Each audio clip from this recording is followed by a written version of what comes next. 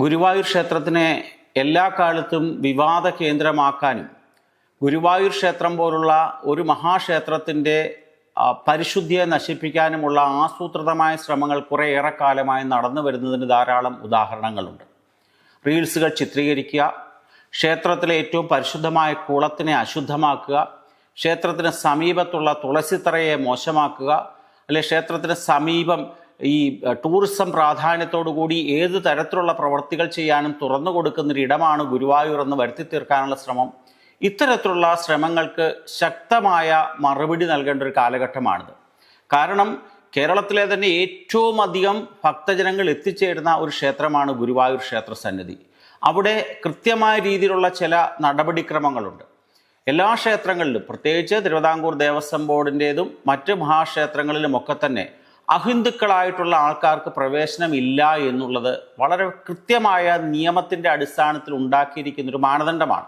എന്നാൽ അതിനെ മറികടന്നുകൊണ്ട് അന്യമതസ്ഥരായ വ്യക്തികൾ ഗുരുവായൂർ പോലുള്ള ക്ഷേത്രത്തിൽ കയറി ഇറങ്ങുന്നത് തെറ്റ് തന്നെയാണ്.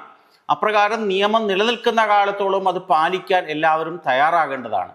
ആ നിയമം മാറുന്ന കാലഘട്ടത്തിൽ കയറും, തടസ്സമൊന്നും ഉണ്ടാകില്ല. അതുപോലെ ക്ഷേത്രപ്രവേശന വിളംബരം അതിൻ്റെ ഒരു ഉദാഹരണമാണല്ലോ. എല്ലാവർക്കും ക്ഷേത്രത്തിൽ കയറാം, ഹിന്ദുക്കളായ എല്ലാവർക്കും ക്ഷേത്രത്തിൽ കയറാം എന്നുള്ള നിയമം ക്ഷേത്രപ്രവേശന വിളംബരത്തോടു കൂടി വന്നു. അതിനുശേഷം ഈ ക്ഷേത്രത്തിൽ അഹിന്ദുക്കൾക്ക് പ്രവേശനം ഇല്ല എന്നുള്ള ഒരു കൃത്യമായ നിയമം കേരളത്തിലുണ്ട്. അതിനനുസരിക്കാൻ എല്ലാവരും ബാധ്യസ്ഥരാണ്. പക്ഷേ അടുത്ത കാലത്തായിട്ട് കഴിഞ്ഞ കുറച്ച് ദിവസങ്ങൾക്ക് മുമ്പ് അഹിന്ദുക്കളായ 2-3 പേർ ക്ഷേത്രത്തിൽ കയറിയ ഒരു സംഭവം അവിടുത്തെ സെക്യൂരിറ്റി ഉദ്യോഗസ്ഥർ പിടിച്ചു. അതിനെ തുടർന്ന് അവിടെ പൂജാ പരിപാടികളൊക്കെ അല്ലെങ്കിൽ ശുദ്ധിക്രിയകളൊക്കെ നടത്തുകയുണ്ടായി.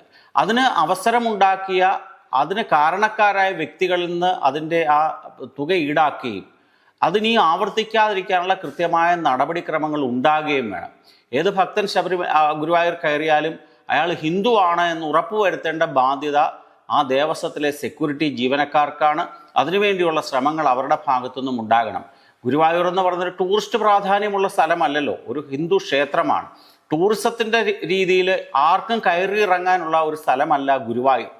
ഗുരുവായൂരപ്പനെ പറ്റി ധാരാളം പാട്ടുകൾ പാടിയിട്ടുള്ള ശ്രീ യേശുദാസിന് പോലും നാളിതുവരെ ഈ നിയമത്തിൻ്റെ അടിസ്ഥാനത്തിൽ ഗുരുവായൂർ ക്ഷേത്രത്തിൽ പ്രവേശിക്കാൻ അവസരമുണ്ടാകാത്തൊരു സാഹചര്യമാണുള്ളത്. അപ്രകാരം ഒരു നിയമം നിലനിൽക്കെ ഇപ്രകാരം അഹിന്ദുക്കളായിട്ടുള്ള ആൾക്കാർ ഗുരുവായൂർ ക്ഷേത്രത്തിൽ കയറിയ നടപടി തീർത്തും അപലപനീയമാണ്. അത് ആവർത്തിക്കാതിരിക്കാനുള്ള കാര്യങ്ങൾ ഗുരുവായൂർ ദേവസ്വം ഭരണാധികാരികളുടെ ഭാഗത്തുനിന്നും ഉണ്ടാകണം. അല്ലെങ്കിൽ ഗുരുവായൂർ ക്ഷേത്രത്തിൻ്റെ ചൈതന്യം നശിക്കുകയും അതൊരു പ്രദേശത്തിനും ഒരു സംസ്കാരത്തിനും ഹാനി ഉണ്ടാക്കുന്ന പ്രവൃത്തികളായി മാറാനും സാധ്യതയുണ്ട്.